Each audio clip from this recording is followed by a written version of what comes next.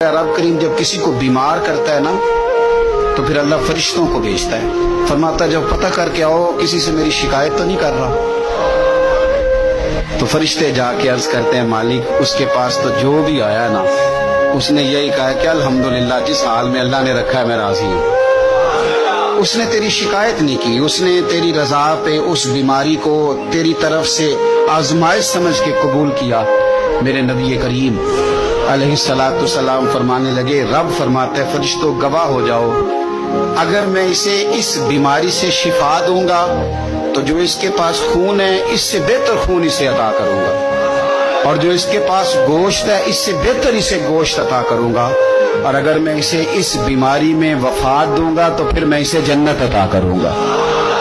अगर शिफा दूंगा तो बेहतरीन शिफा दूंगा, और अगर वफात दूंगा तो फिर जन्नत दूंगा। जब आप हौसले के साथ चीजों को कबूल करते हैं, जब आपकी तबीयत के अंदर सब्र छलकता